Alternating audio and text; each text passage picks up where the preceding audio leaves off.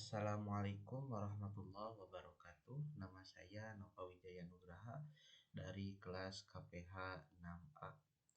Ingin menjelaskan tentang antropologi keluarga. Keluarga merupakan rumah tangga yang memiliki hubungan darah atau perkawinan yang menjadikan tersenggaranya fungsi-fungsi instrumental mendasar dan fungsi-fungsi ekspresif dalam keluarga bagi anggotanya yang berada dalam suatu jaringan. Keluarga juga memiliki beberapa bentuk. Ada keluarga bati, yakni keluarga bercabang, keluarga berumpun, dan keluarga beranting. Struktur yang menjadi ikatan dalam keluarga dalam sistem budaya, bagaimana suatu masyarakat baik secara individu maupun kolektif memiliki hubungan erat di dalamnya dan memiliki kesepakatan. Keluarga juga diikat dengan adanya perkawinan dan sesuai tradisi dan budaya tertentu yang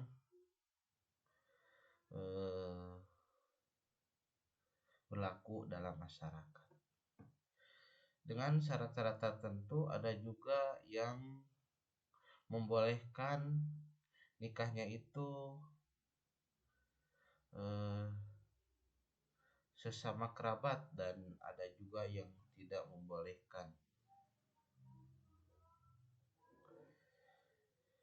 Dan ada juga yang harus sama status sosialnya, setara gitu. Dalam fikih munakahat disebut dengan sekupu.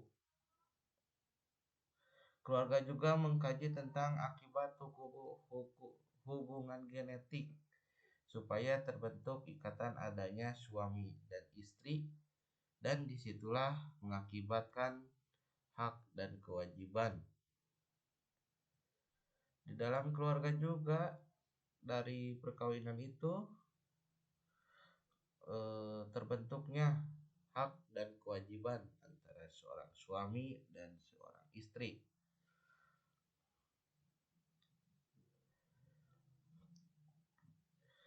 Ada juga peran sebagai seorang suami, yaitu menafkahi seorang keluarga, dan seorang istri itu menjalankan kewajibannya sebagai istri baik di rumah maupun di luar sesuai izin suami.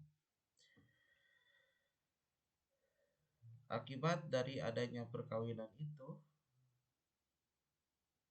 di dalam keluarga mengakibatkan adanya harta waris atau harta gonogini. Di dalam pernikahan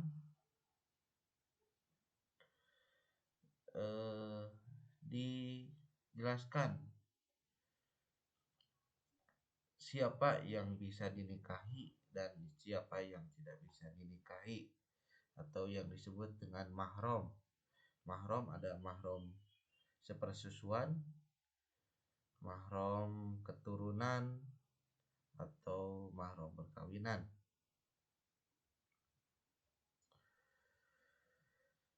Yang kedua itu materi poligini. Poligini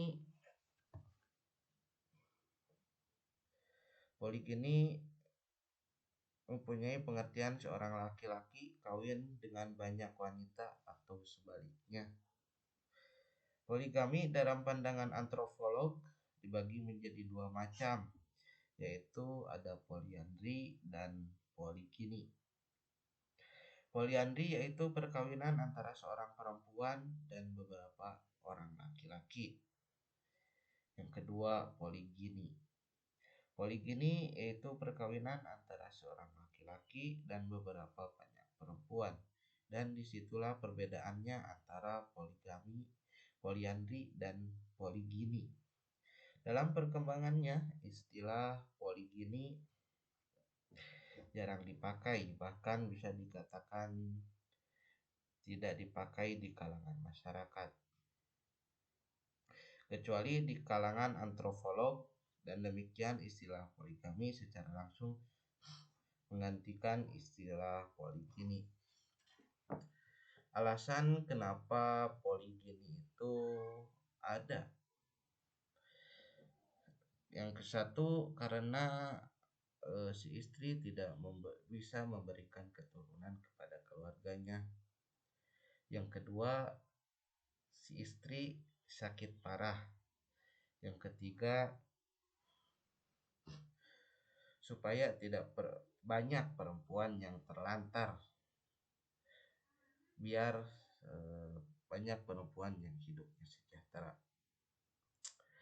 Meningkatkan status dalam masyarakat, biar status dalam masyarakatnya maju gitu, tidak gimana ya, statusnya naik gitu. Menambah anggota keluarga untuk melakukan suatu pekerjaan, misalnya dalam bidang pertanian. Jadi kalau misalnya kalau banyak lahan pertaniannya, kalau sudah menikah itu bisa si laki-lakinya itu merangkul sawah, mencangkul sawah, dan membantunya si istri untuk memanen dari ladang pertanian tersebut. Yang alasan yang lainnya untuk mendorong seksualnya. Jadi si wanita itu biar terdorong seksualnya. Teori credo. Teori credo atau dalam masyarakat itu disebut yaitu teori yang pelaksanaannya yang mengharuskan pelaksanaan hukum Islam oleh mereka, atau yang disebut dengan teori syahadah. Teori yang diucapkan pada saat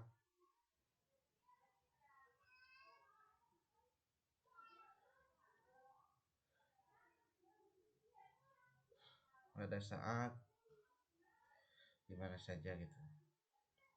Mereka yang telah mengucapkan 2 kalimat syahadat sebagai konsekuensi yang logis dari pengucapan kredonya. Teori ini sesungguhnya kelanjutan dari prinsip tauhid. Dalam filsafat hukum Islam, prinsip tauhid yang menghendaki setiap orang yang menyatakan yang dirinya beriman kepada Allah Subhanahu wa taala, maka ia harus tunduk kepada apa yang diperintahkan Allah taala dalam hal taat perintah kepada Allah taala, atau yang disebut dengan takwa, menjalankan perintahnya dan menjauhi segala larangannya.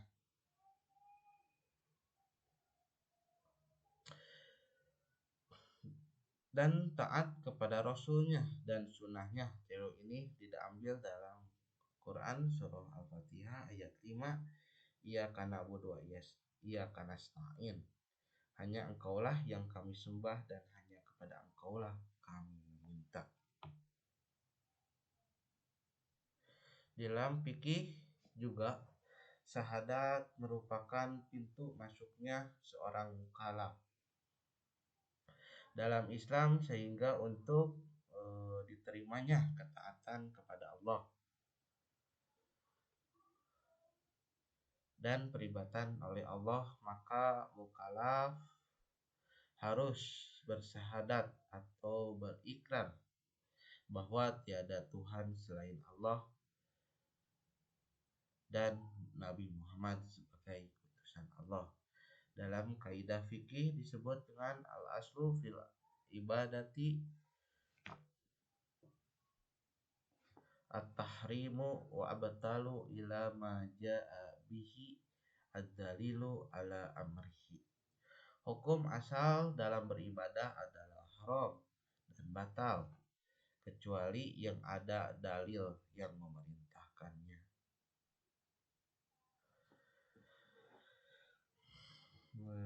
Materi selanjutnya yaitu struktur hukum. Suatu kesatuan yang memiliki 3 unsur penting: struktur hukum, substansi hukum, dan kultur hukum. Reformasi sistem hukum agar setiap perkembangan berhubungan dengan ketiga kurangnya masyarakat, berhubungan dengan ketiga unsur. Kurangnya atau melemahnya sistem hukum di Indonesia dengan kurangnya masyarakat, pentingnya bagaimana melaksanaan taat kepada hukum. Kurang efektifnya sistem adat dibandingkan hukum yang berlaku dalam masyarakat. Karena hukum adat hukum yang melekat pada manusia dibanding dengan hukum yang berlaku. Kenapa hukum adat lebih dipilih oleh masyarakat? Dikarenakan hukumnya itu berlaku dari keturunan dari nenek moyangnya dia.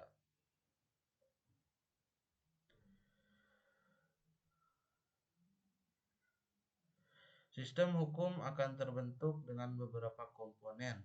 Yang ke-1, masyarakat hukum, yaitu himpunan kesatuan hukum yang saling pergerakan hukum di masyarakat karena adanya kesenjangan dan lebih penting hukum adat dibandingkan hukum yang ada. Masyarakat lebih mementingkan hukum adat dikarenakan hukum adat tidak memaksa, karena hukum adat lebih mementingkan hukum adat dikarenakan hukum yang tidak memaksa, karena hukum adat dipentingkan karena hukumnya dari keturunan nenek moyang. Di situ sama tadi kan. Sistem hukum akan terbentuk dengan beberapa komponen: masyarakat hukum, himpunan keturunan hukum salin terkait dengan yang lainnya. 2. Ada budaya hukum, merupakan hukum masyarakat yang hukum yang memiliki konsep yang soliditas mekanik. Filsafat hukum, pemikiran mendalam tentang hukum. Yang keempat, ilmu hukum, dari ilmu yang berkaitan dengan filsafat hukum, suatu kesatuan hukum di mana hakikat hukum agar masyarakat mendapat keamanan dan kenyamanan. Sekian penjelasan materi tentang antropologi keluarga dari saya. Mohon maaf bila ada kesalahan dalam pengucapannya atau materinya. Mohon dimaklumi karena dalam proses tahap pembelajaran. Wabillahi taufiq wal hidayah. Wassalamualaikum warahmatullahi wabarakatuh.